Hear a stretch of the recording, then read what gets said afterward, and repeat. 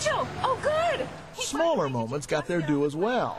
Subplots and stories true Friends fans would pick up on. Remember when Phoebe tries to stall Rachel from flying off to Paris? She tells her via cell phone, "No, you have to get off the plane." "What? Why?" "I have this feeling that something's wrong with it. Something is wrong with the left phalange." Friends know that phalange is a favorite Phoebeism. She first made it up pretending to be a high-powered businesswoman in Vegas. My name is Regina Phalange. I'm a businesswoman in town on business.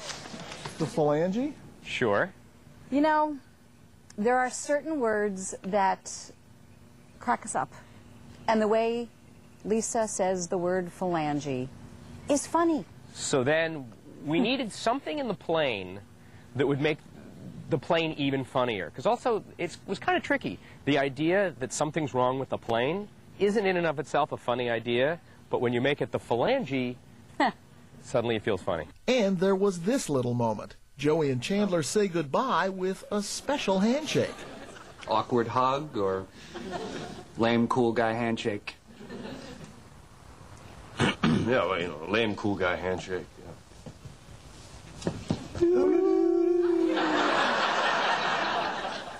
But Lisa Kudrow told Katie Couric that is actually the special good luck handshake the guys of Friends used for 10 years backstage, just before taping every episode. No, the guys have an extra something. I don't know what it is. Not tickling. I'm doing like a tickle. Mine, but it's not.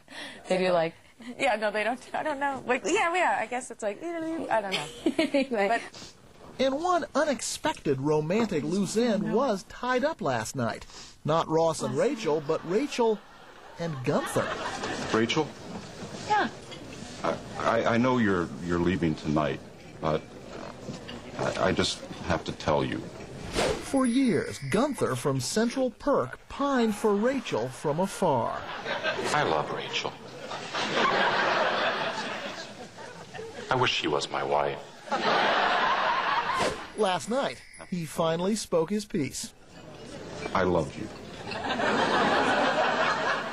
Why take the time to resolve the Gunther subplot?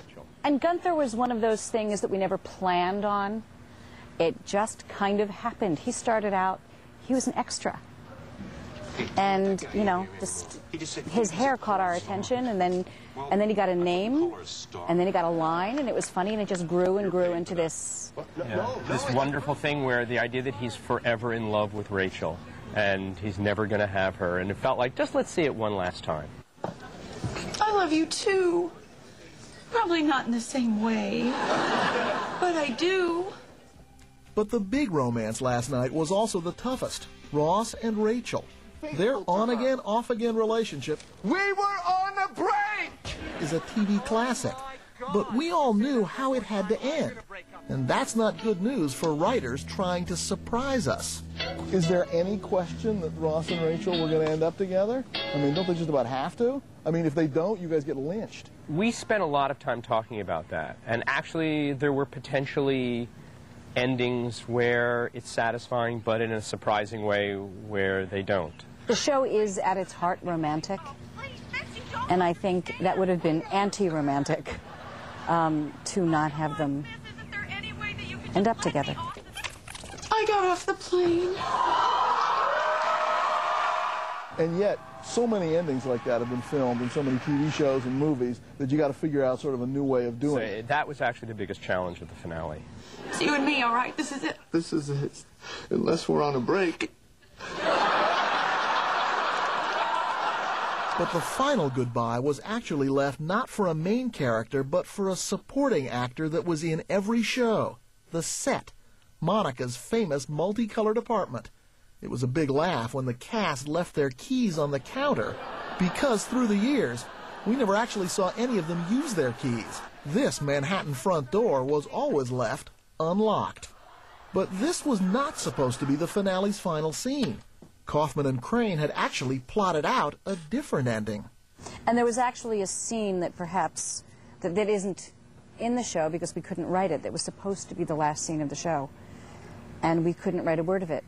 We just couldn't do it. Originally, after what is now the last scene. They were supposed to go to the coffee house, and we were just supposed to see them talking and hanging out, and we just, like, pull back. And we sat down to write it, and we went, what on earth would they say? And we went, you know what, we're better off just leaving them and imagining what it would be. So they decided to finish with this, a long pan across that now empty apartment, ending with a long shot of that well-known purple door, through which so many scenes started and ended.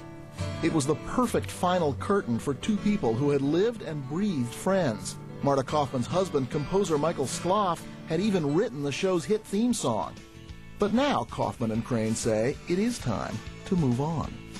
When we started talking about Monica and Chandler moving, the words empty apartment came up and gave me, all right, it made me cry.